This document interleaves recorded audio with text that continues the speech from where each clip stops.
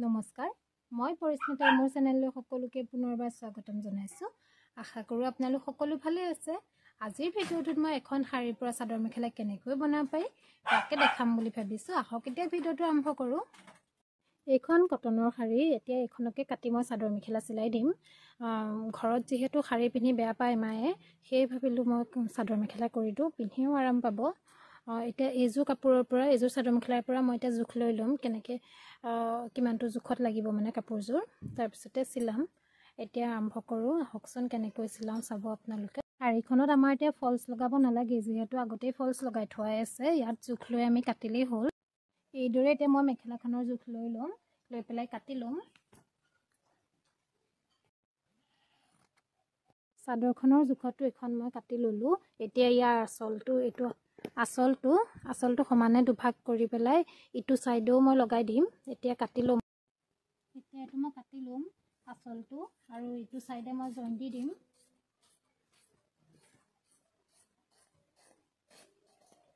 এটো দুটা পাৰ্ট কৰি ললো এনেকৈ মই জইন দি দিম ইটো সাইডেও যেহেতু এনেকৈ ওলাব আঁচলটো এই সাইডেও মই এনেকৈ জইন দি দিম এতিয়া মই চিলাম কাপোৰ এতিয়া মই আঁচলটোৰ লগত এইখন এটো আগ জইন কৰি দিম এনেকৈ লৈ পেলাই চিলাই দিম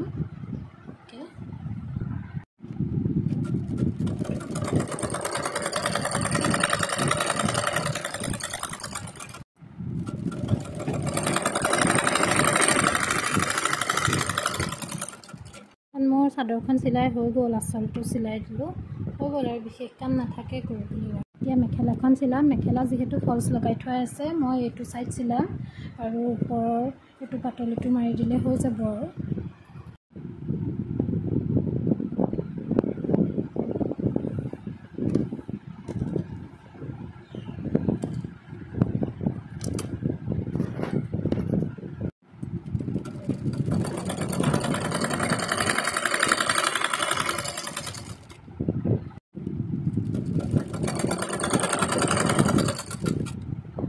শাৰীৰ পৰা বনোৱা চাদৰ মেখেলাযোৰ সম্পূৰ্ণ হৈ গ'ল মোৰ কেনেকুৱা লাগিছে জনাব দেই ভাল লাগিলে লাইক কমেন্ট কৰিব